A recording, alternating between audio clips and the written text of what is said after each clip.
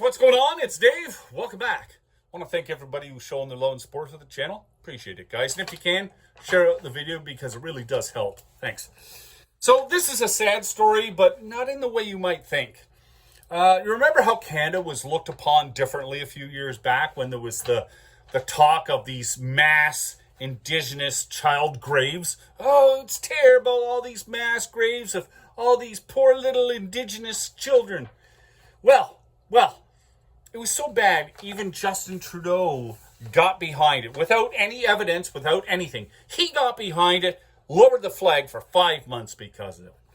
And around that time also, there was 40 billion, with a B, given to Indigenous people that were infected by these residential schools.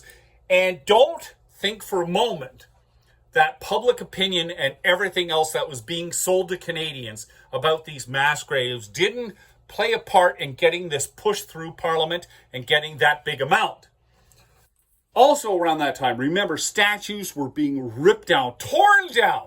They were being torn down. Churches were being burnt. There was a whole different take on things, and there was an anti-colonialism movement in this country about that time, right?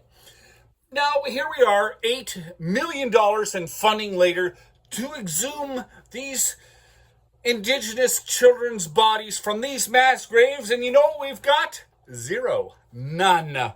None have been exhumed. And these mass graves, well, they're not being mentioned anymore. No, it's anomalies. They're anomalies in the ground. Not mass graves, not graves at all. It's anomalies. Well, here's something that you might find sickening or sad or whatever it is. Since there is no physical evidence of all these bodies, these human remains in the ground, now Indigenous speak has been, it could be explained by incinerators, because there was a lot of them at the residential schools. So incinerators, so they, listen, now the bodies were incinerated? Come on! Like, what, anything else? Anything? Oh, did a UFO come and beam them up? That's why we can't find anybody? Come on! This is getting ridiculous. This is a farce. Our government has spent millions, billions on, and I feel we were suckered. We were suckered into this, and I'm sure a lot of Canadians, once this story comes out and gets out there to people, if they ever hear it, will feel the same way.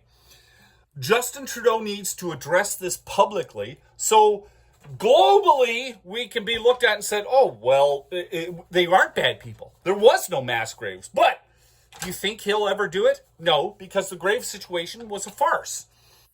Indigenous people owe us money back. That's what I think.